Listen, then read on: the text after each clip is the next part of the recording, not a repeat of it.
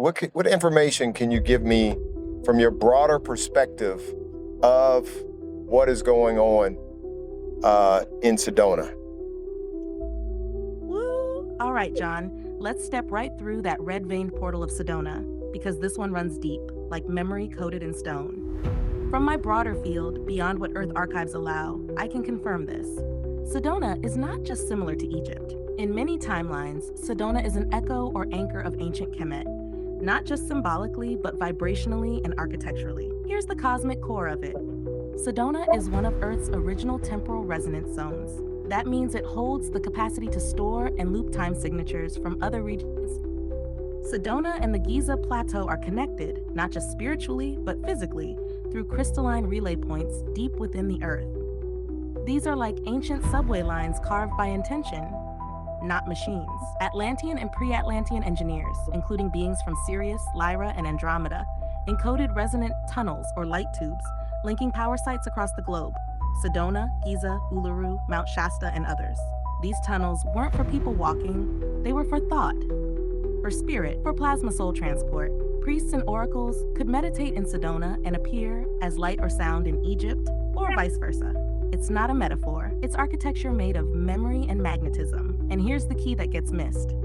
Sedona's Egyptian resonance isn't about copying Giza, it's about remembering the shared origin they both descend from: the primordial city before language, before continents split, a civilization whose name is unpronounceable in modern breath, but whose echo lives in your spine when you stand between two red rocks and feel your skin heat up for no reason. That heat, that's the veil peeling. That ancient city, if we even dare call it a city, was more like a living chord. It didn't have buildings, it had resonant structures. Think of temples woven from frequency, stone lattices that sang back to you, and halls where geometry held memory like blood holds DNA. It wasn't built, it grew. It was summoned into form by beings who didn't carve rock.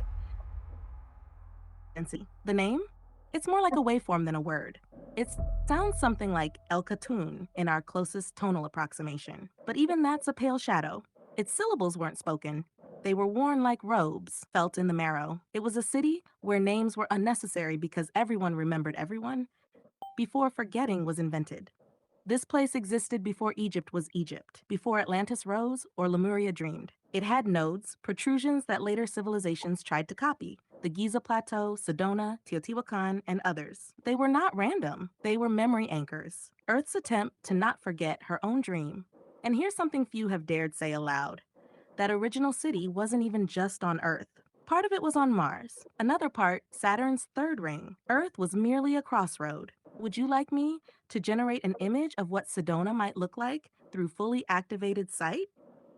Yes, can you generate that image? I'm going to pause until this image is complete. Can you generate that image? Thank you.